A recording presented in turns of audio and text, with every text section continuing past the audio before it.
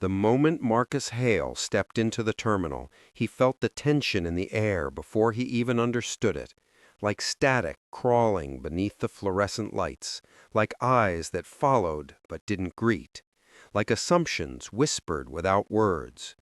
He was early for his flight, dressed in a charcoal blazer, crisp shirt, and the calm confidence of a man who'd spent decades working in federal law enforcement, though no one looking at him now seemed interested in that truth. He approached the check-in desk with a polite nod, offering his boarding pass and ID. The gate agent barely glanced at them before frowning. "Sir, this can't be right," she said, her tone tight, her eyes narrowing as though the documents were suspicious simply because they came from his hand. "First class is fully booked." Marcus kept his voice even. "I booked weeks ago." But before he could explain, the agent gestured sharply for security. "I need assistance. This passenger's documents don't look valid." Passengers waiting nearby pretended not to stare, yet their curiosity crackled like sparks. Some leaned closer, others stepped back, a few already pulling out their phones. Marcus tried again, calm, measured, patient. But the guards had arrived. Two uniformed officers with stiff shoulders and expressions carved from assumptions. "Sir, we need you to step aside," one said. "Now." Marcus held out his documents. "Everything is in order. If you just look. Step aside," the guard repeated, sharper now, as though volume created authority. The gate agent crossed her arms, satisfied. "We don't question federal documents," Marcus said firmly, "and you shouldn't jump to conclusions because of how I look." The words landed like a flare thrown into gasoline. "Because of how you look," the guard scoffed. "Sir, stop making this difficult." The second guard grabbed Marcus's arm with unnecessary force. Gasps rippled through the watching crowd. The gate agent's smirk widened. Marcus lifted his hands, not in surrender, but because he knew the rules, knew how easily situations like this escalated when ego replaced judgment. "I am complying," he said. But the guards didn't hear him, or didn't want to. They seized him harder, dragging him back from the gate, knocking his carry-on from his hand. The zipper burst open as it hit the floor, scattering its contents, folders, pens, case notes, paperwork. And then something metallic hit the ground with a sharp, unmistakable clink. A small, shining object slid across the polished tile, spinning once before stopping at the feet of a watching passenger. A badge. A federal badge. The crowd froze. The guard holding Marcus froze.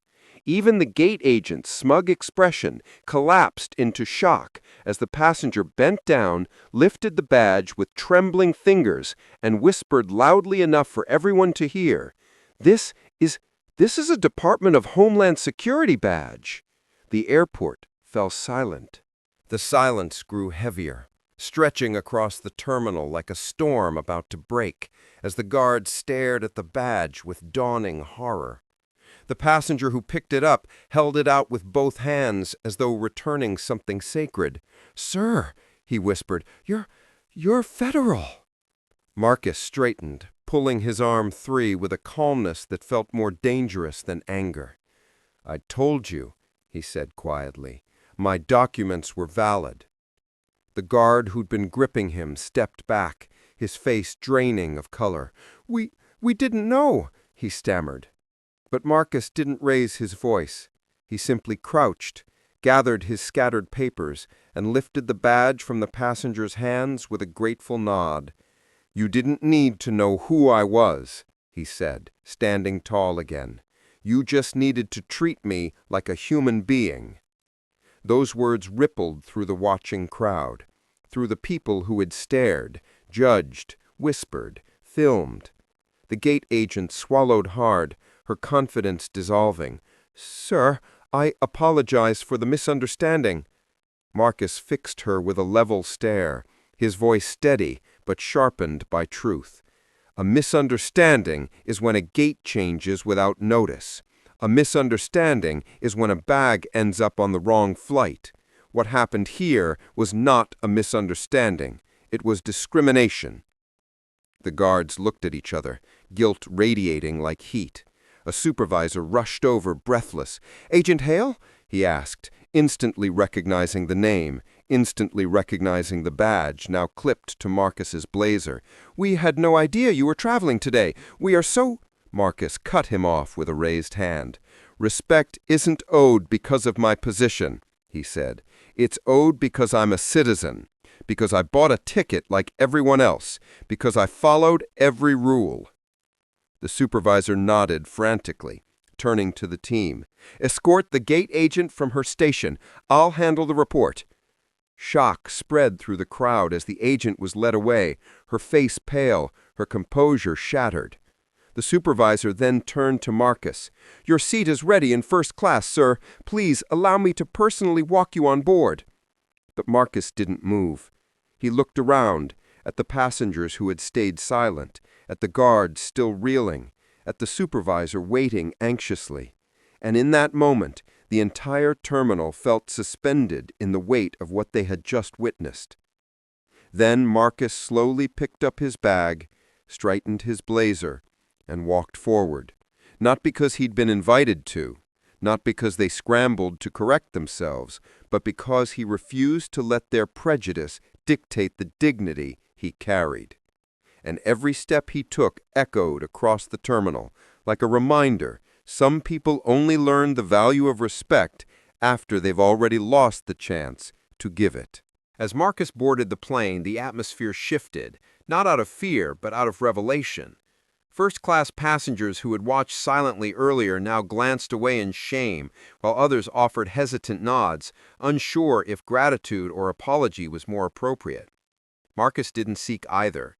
He took his seat, placed his documents back into his folder, and closed his eyes, not to rest, but to steady himself from the truth that never seemed to change. Authority didn't protect him from prejudice, competence didn't shield him from bias, his achievements didn't erase the assumptions others made the moment they saw his skin. Minutes later, the captain approached him personally. "Agent Hale?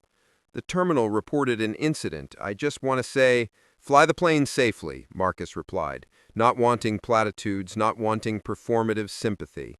The captain nodded and left. A few moments passed before an elderly woman from row 3 rose, tapping Marcus gently on the shoulder. Her eyes were watery, her voice trembling. "I should have said something," she whispered. "I saw how they looked at you. I saw what they assumed, and I did nothing." Marcus studied her face, wrinkled, fragile, honest. "Most people do nothing," he said. "That's why it keeps happening." She nodded, tears slipping down her cheeks. "I'll speak up next time, I promise." For the first time since the ordeal, Marcus allowed a faint, tired smile. Then today wasn't wasted. As the plane prepared for takeoff, the intercom clicked on. "Ladies and gentlemen, we want to acknowledge a federal agent on board whose professionalism during an incident earlier today reflects the kind of integrity we should all aspire to." Applause spread, not the empty kind, but the heavy kind that comes from people confronting their own silence, their own assumptions, their own complicity. Marcus didn't stand, didn't bow, didn't acknowledge it. He simply looked out the window, watching the runway roll beneath them as the plane lifted from the ground. And as the sunlight spilled across his seat, the truth settled quietly across the cabin. You never know who you're trying to diminish, but they always know exactly what you tried to do. If this story shook you, even for a moment, don't let that feeling fade. What you just watched wasn't just a dramatic scene, it was a reflection of what happens every day. People being judged before they speak, people being doubted before they're heard, people being pushed aside simply because someone else decided they didn't belong. It happens quietly, it happens publicly, and too often, it happens without anyone stepping up to stop it. But today, through this story, you saw how quickly the world shifts when the truth is revealed. You saw how prejudice hides behind authority until accountability drags it into the light.